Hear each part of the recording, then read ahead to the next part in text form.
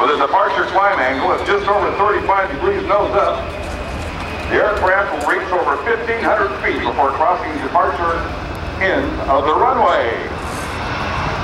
And there it goes. Lieutenant Colonel Keith Giat has released the brakes and rolling down the runway. He's about to pull the nose up, but there he goes. That airplane takes off like a plane.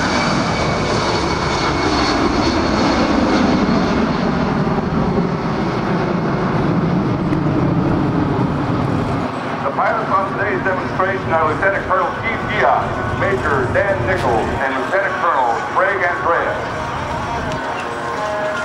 The Globemaster's flying in the back. There's three of them. Rick Fowler, Mike Carrier, and Tracy Gray. Of course, Leo, in actual work, you don't have to have three Globemasters. You can run that whole huge airplane with only three guys. Absolutely right, Rob. It takes really just two pilots and one Globemaster to run this thing.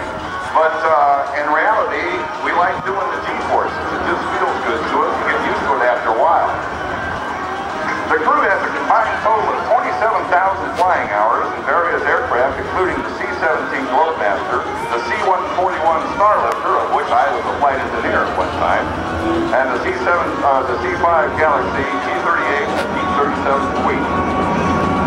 He's coming by for a high-speed pass right now.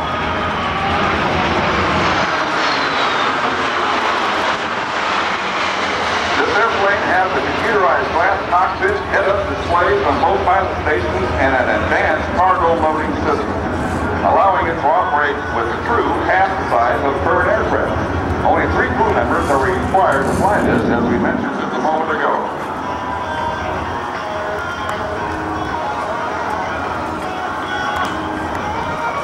And as the airplane went by, I hope you noticed how quiet it was as it passed show center.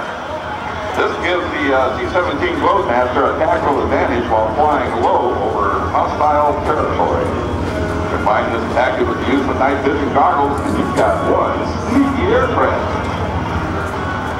Right now, you'll see the airplane coming by doing a slow pass with the gear down, flaps and slats both extended.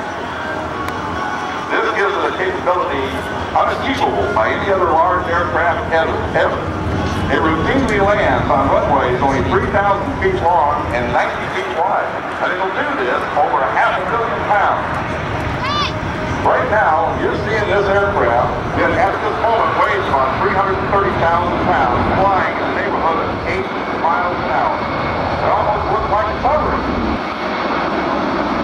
The C-17 is powered by 4 Pratt & Whitney F-117 engines. And those Pratt & Whitney F-117 engines are the military version of the same airplane that has been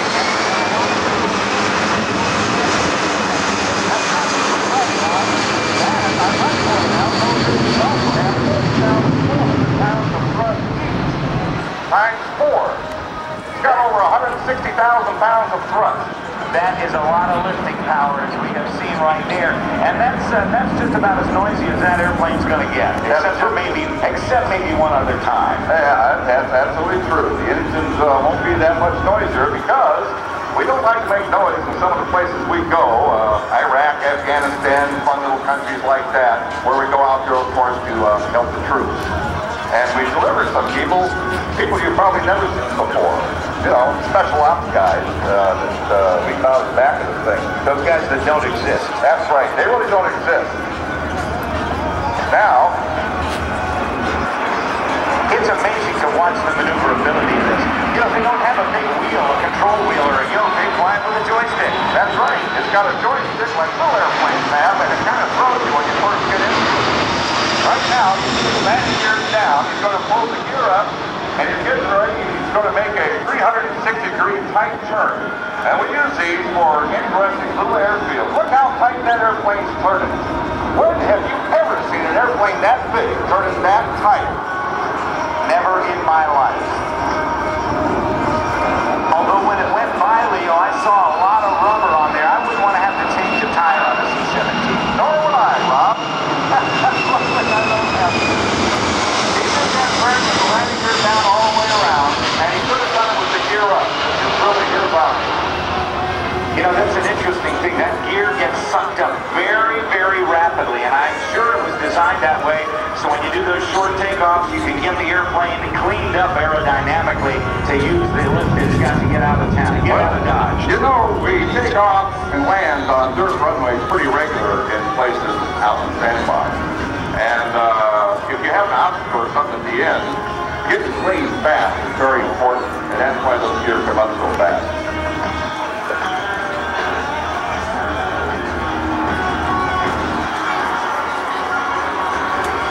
And in case you're wondering just how big this thing is, the wingspan is half a football field, and the tail is over 5-story tall. The empty weight is 280,000 pounds. That's a full foot fuel and cargo on it. With maximum fuel and cargo, this is 585,000 pounds max takeoff weight. He's doing a maneuver right now we call right in the tail.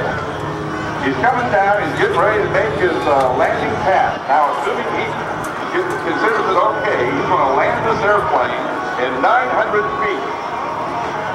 That's right, Rob. I said 900 feet. I believe it. Now, I want everybody to watch the engine cowlings of the nacelles, because when he touches down, he's going to use reverse thrust, and you'll actually see the panels open on the side of the engine nacelles where the jet exhaust will be deflected frontwards to provide a superior braking power.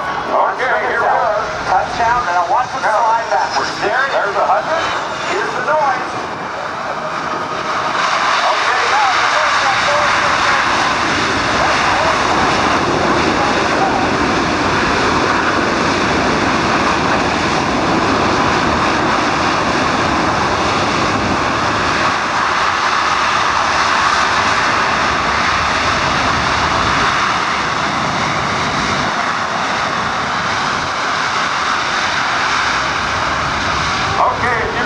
now, that Globemaster looking out the back, that's one of the three that was just on this ride.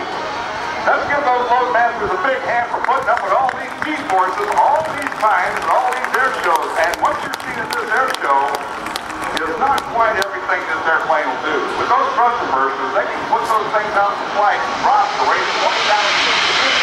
Wow. If you've ever dropped out of the sky 20,000 feet a minute, it's an elevator ride that you want to remember for the rest of your life. Interesting. I thought for sure it'd have a backup cam on it. You know, there's some BMWs out there, some other automobiles, maybe some that even Hall Automotive has that have real good backup cams, but you use your Globemaster to be your own fallback.